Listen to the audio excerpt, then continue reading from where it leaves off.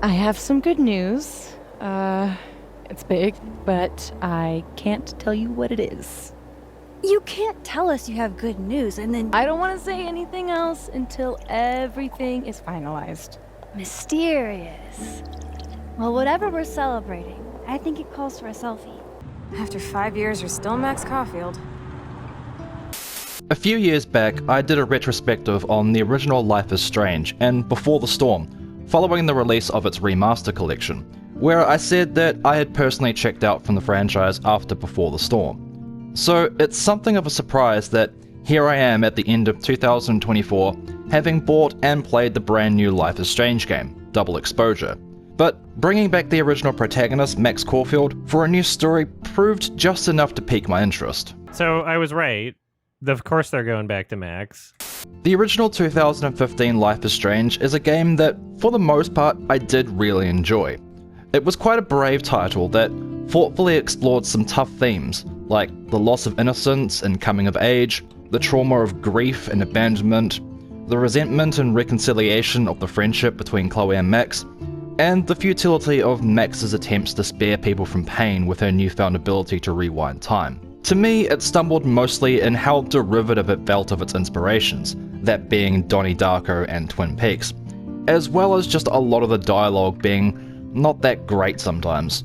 But it took some bold risks with the storytelling, and while I was recapturing footage from some of the more pivotal scenes, the emotion was still hitting me like it did when I first played it. The prequel that followed it in 2017, Before the Storm, the first entry developed by Deck 9, I didn't like all that much, and I'll go into more detail as to why later. There were also two sequels, one each by original devs Dontnod and Deck 9, that followed new characters, neither of which I have played, but I've seen playthroughs of them. In the first two chapters, it was like, hey, I'm in a new town, I've got a brother, and now he's dead. Who did it? And then the third chapter was like, just LARPing. Life is Strange Double Exposure picks up 10 years after the original game, and sees Max having settled into a new life as an artist in resident at Caledon University, after years travelling the country as a nomad photographer. When her close friend Safi is murdered, Max discovers that her once dormant powers now allow her to travel between two different timelines. One where Safi is dead, and another where Safi is still alive but still very much in danger. The reception to Double Exposure, both before and after its release, has been kind of polarizing, with a number of people writing the game off before it was even out, but I tried to keep an open mind going into the experience, even though I was skeptical because this is yet another entry developed by Deck 9 Games. Having played through it, there is a lot that I like about Double Exposure, and a lot that I don't like. So, let's step for a time and talk about Life is Strange Double Exposure, shall we? Let's thrash, chocolate. Okay. Let's pretend you said something normal, but basically that. The first and most obvious compliment I can give to Double Exposure is that, most of the time, it's a very attractive looking game. The environments are a lot more detailed than what was seen in the first two games, with some nice scenic vistas in places. The character models and animation work is a lot better this time too, moving a bit further away from the stylized look of the original, and characters feel a lot more emotive this time, with better nuances in the facial animation.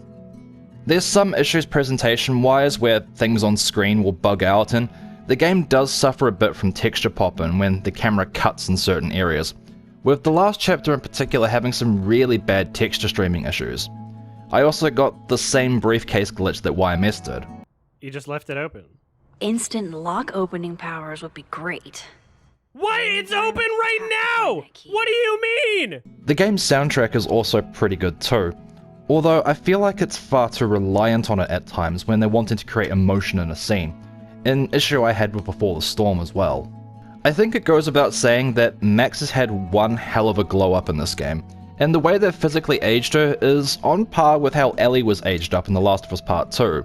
Contrary to some people, I thought she was immediately recognizable still as Max, just a bit older looking and with a slightly different hairstyle. And honestly, this game really shines because of Max, and Deck 9 have done a really good job with writing her for this new story, even in how they address the original game's two endings. This older Max is a lot more confident in herself, and a lot more outgoing than her teenage self ever was.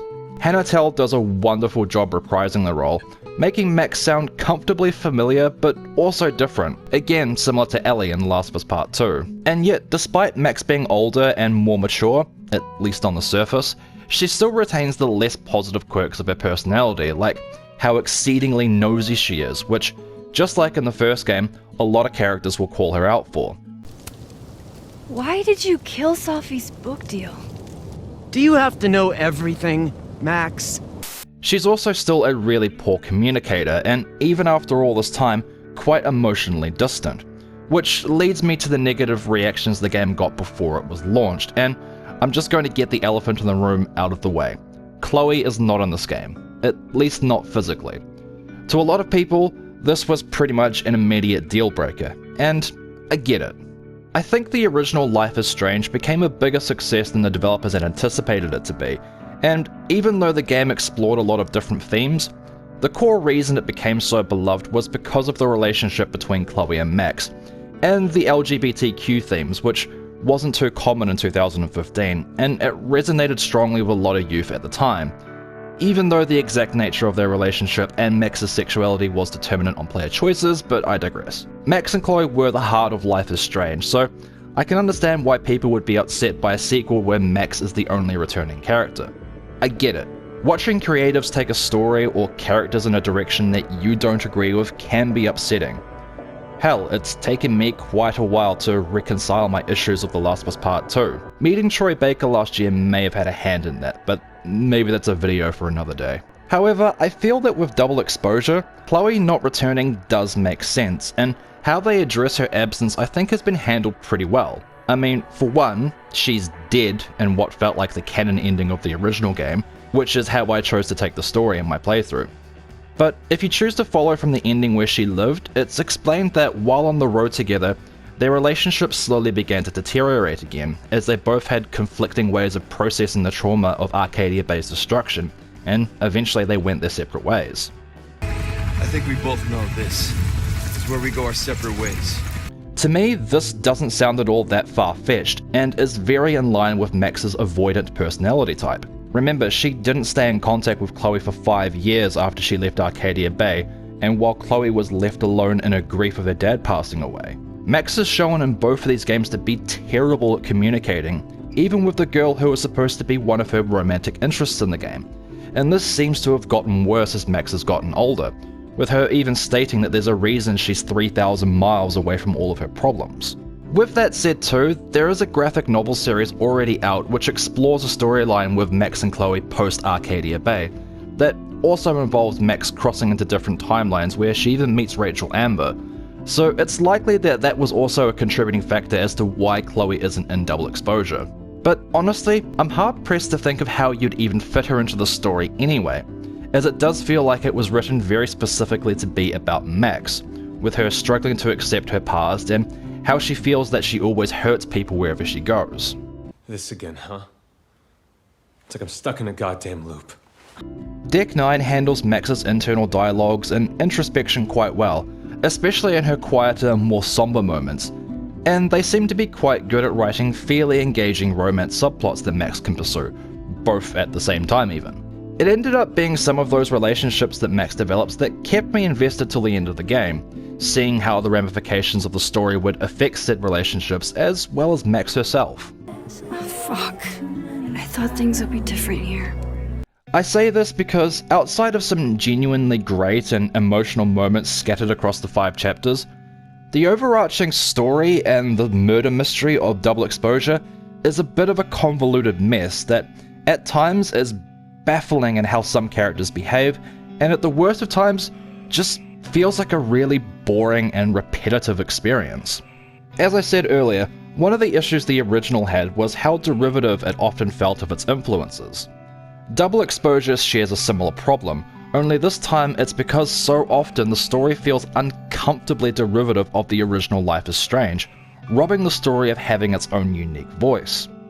The inciting incidents are pretty much exactly the same. Someone close to Max is killed, which then triggers her learning about a newfound power to manipulate time and space.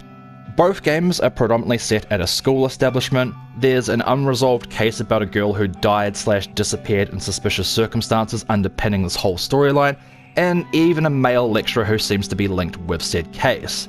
It's when these more overt similarities to the first game become apparent where the game, and the story as a whole, started screeching to a standstill, as the first chapter was actually really effective at pulling you into this new story with Max. We see Max again for the first time completely in her element, taking photographs of abandoned spaces, and we're introduced to her new friends Moses and Safi, who tries to provoke Max into opening up about her past, and we get a feel for this new life Max has created for herself, before that veil is violently ripped off once again for our poor protagonist. You're on board with Max again. You can't help but feel for her as her previously more hopeful and lively personality is replaced by anguish and weariness, like she just can't catch a fucking break. This is so far more fun than any other Life is Strange game, but I predict at around episode 3, it'll become a fucking slug. Because they gave early access to episodes 1 and 2, so they're saving the padding for later, is what it seems like. Then the deja vu really sets in during chapter 2 as the aforementioned similarities of the first game become apparent, and this was when I noticed my interest in the story starting to wane, because now I was starting to predict where it was likely going. I knew that the lecturer Lucas wasn't going to be Safi's killer because that would have been too obvious, but I rightly assumed that he has something to do with the death of the mystery girl, Maya Okada. The story did pick up after the twist that Max from another timeline seemingly went back in time and killed Safi, presumably to stop some kind of time paradox, but then there's a baffling sequence where a detective character is completely erased from existence after confronting a timeline-displaced version of himself, which is never properly explained or brought up again in the last 2 chapters. But then it retreats back into the boring mystery of Safi's book deal that was terminated, how it links to Maya and Lucas, before it turns out that Safi also has powers too? She's a shapeshifter, not the supernatural kind though, which was a twist I didn't see coming admittedly, before it pivots right back into this Maya Okada book subplot where they try to get Lucas to admit he was directly responsible for her suicide. The result of this leading to a revelation for Safi that causes her to completely lose control of her powers, that triggers another storm like in Arcadia Bay, and why the alternate timeline Max likely killed Safi in the first place. It was a strange night, man.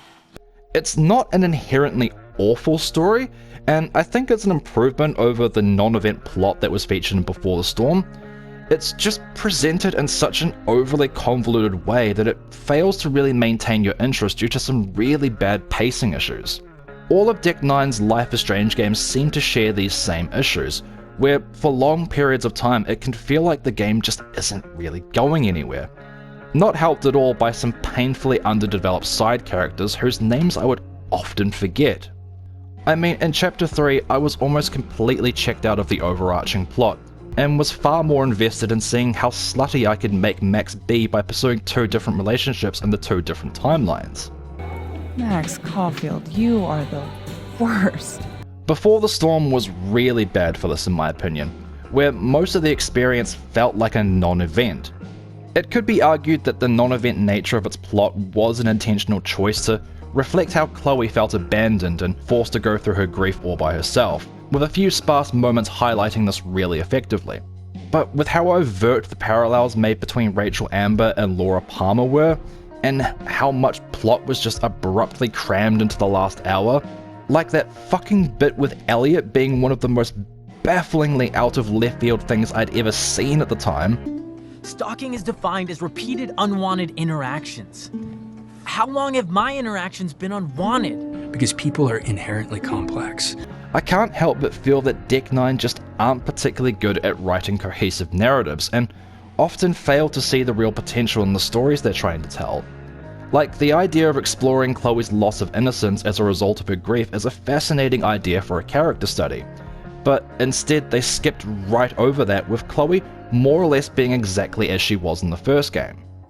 The backstory of Rachel's murder was pretty much begging for a Fire Walk With Me story equivalent, but instead the game chose to focus on a series of events that felt completely unrelated to anything that was implied to have led to her demise. They even seemed to hint that Rachel might have had powers too, but just like the vanishing detective in Double Exposure, It was never brought up again. She might not be a hero at all to Chloe. The player's decisions will play a big role in determining exactly what their relationship is like and what kind of an impact Rachel's going to have on her. Putting all that aside though, I think my biggest issue with Double Exposure and why it ended up feeling so repetitive was due to just how small in scale the game world itself felt. I have talked before about the fatigue of open world game design, and generally speaking, I do prefer games a bit more on the smaller scale, but this just felt too small for the kind of production value the game seems to have, and for the rather steep price that Square Enix is asking for. Remember that the original Life is Strange sold for about $40. Across the 5 chapters of Double Exposure, the core of the experience will see you running around the same 4 or 5 locations at the university over and over again. I get that the 2 different timelines are meant to make it feel like the world is a lot bigger, but most of the time it's just slight alterations to the set dressing and the color tone, and the whole gimmick wears off pretty quickly once you're revisiting the snapping turtle bar for the 8th time.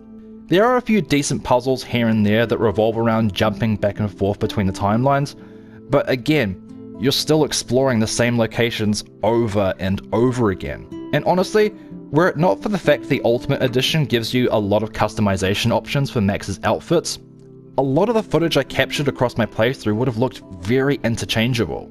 Now, I know what you might say in response to this. Oh, but in the original Life is Strange, you revisited the same locations all the time as well.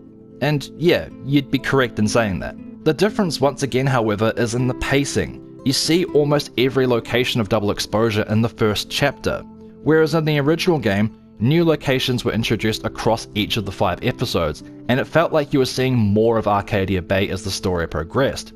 Even if said locations themselves were often small, they still helped to present a sense of scale to the world Max found herself in. Heck, even the alternate timeline Max ends up in episode 4 felt more impactful than the dual timelines in Double Exposure because of just how drastically different a world Max ended up in when she prevented the death of Chloe's father. Seeing Chloe's room going from a messy reflection of her inner turmoil to a mostly barren storage room because alternate timeline Chloe was paralyzed was a truly devastating moment in the original game.